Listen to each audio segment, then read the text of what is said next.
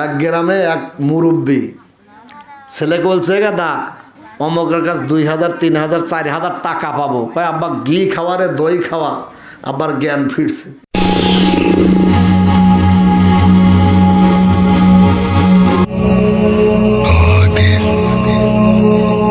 সুবহানাল্লাহ ওয়ালহামদুলিল্লাহ ওয়ালা ইলাহা ইল্লাল্লাহ।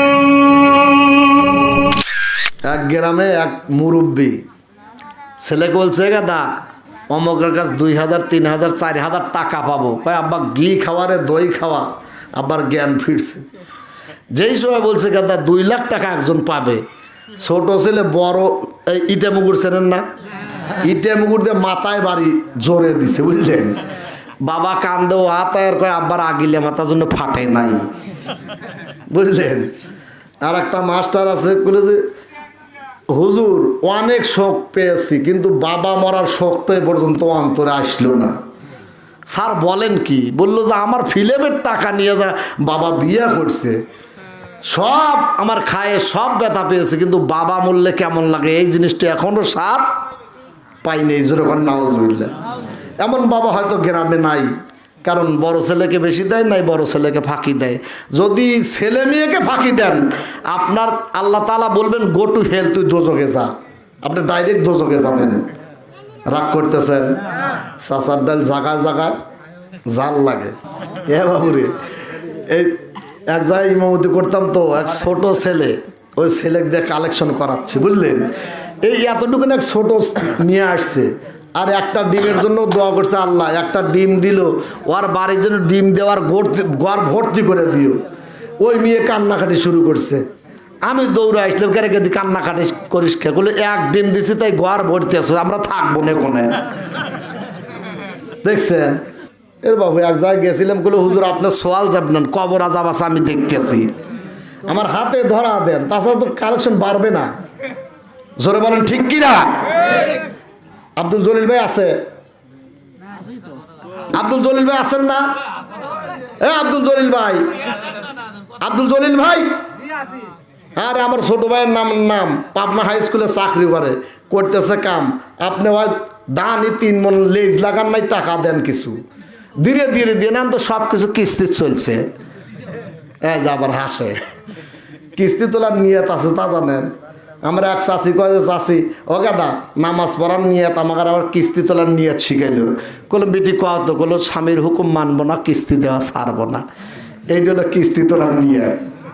কালীগঞ্জের এক বেচারা 4 কেজি আটা খাইছে, উল্লাপাড়ানে বাড়ির জাতি, ওর দাদি কইছে 6 কেজি আটা তোর দাদা খায়।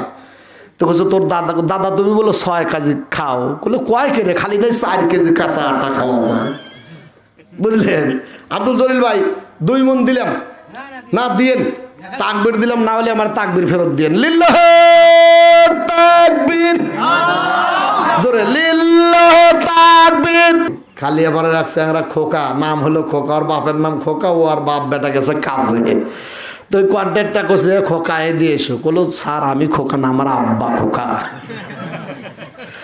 বুঝলেন। আসলে ওর বাপের নাম খোকা, কিন্তু ওই গাদা কন্ট্রাক্টর আদর করে বলছে খোকা এদিকে এসো। খোকা আবার বলি কাহাই রে, স্যার আমি খোকা না, আমার আব্বা খোকা। আর এক চ্যাংরা মনে করেন তারা পেশাব করতেছে, এসে আমরা বেদব নাকি? বললো নাম যাই দিয়ে কইেন, বললো কে? বললো আমার বাপের নাম বেদব, আমার নাম অসভ্য,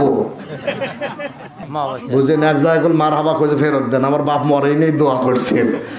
বলে আর তাজা বাপ বাড়ির তো তুলবি না, বলে যে কে রে তাজা বাপে দান করে মেরিয়া থুয়ে আসলো রে, তোর মতো সব বলে এসে সল তাড়াতাড়ি না। নাই বা তাআত ইত্তাখারু নাই বা তাকওয়া পোস্তেমা বারনাগাহে রাহমাতাল লিল আলামিন জিমেমা। তেলের গাড়ি তেলে চলে, গ্যাসের গাড়ি গ্যাসে চলে, তেল সারা চালাতো গাড়ি নামে সুলাইমান। আমরা সেই মুসলমান, লা ইলাহা ইল্লাল্লাহ। সা কি বগুড়া গেছে না? ইল্লাল্লাহ কালেমা লা ইলাহা লা ইলাহা ইল্লাল্লাহু মুহাম্মাদুর রাসূলুল্লাহ সাল্লাল্লাহু আলাইহি ওয়াসাল্লাম। এক পুত্র গেছে মাওই বাড়ি। পুত্র গেছে কার বাড়ি? এ বাবুরে কথা শুনলেন, পুত্র কার বাড়ি গেছে? মাওই বাড়ি। ওই পুত্র আমার পেট এতটুকুন, বুঝলেন? যা দেন মনে হয় হাসিয়াল, যা দিবেন খায়া একবার শেষ। মাওই ভাত আনে শেষ, ডাউল আনে শেষ। এরকম করতে করতে মাওই গুলো বাপু আর কিছু নাই দেওয়ার মতো।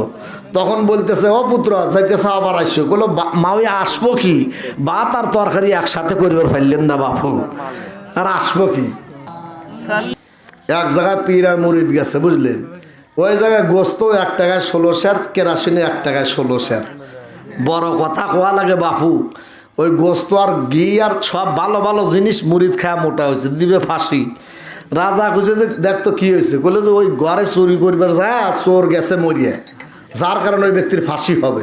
তো ওই ব্যক্তি আবার সেকন কয় দেখতো যার গার গলার সাথে এই ফাঁসের দড়ি মেলে, যা খুঁজে দেখা যায় মুরিদের মিলছে, বলো আকে লিয়ায়। একজন কালেকশন করতেছে আর 1 টাকা দান করছে, আর ও দোয়া করতেছে কি আল্লাহ 1 টাকা দিছে ওই ব্যক্তির বাপের কবর জাহান্নাম বানা দিও। বলে কি আরে দান করলাম জাহান্নাম, বলে 1 টাকা দিয়ে জান্নাত কিনবে চাও? হ্যাঁ, 1 টাকার কি দোয়া করবো রে?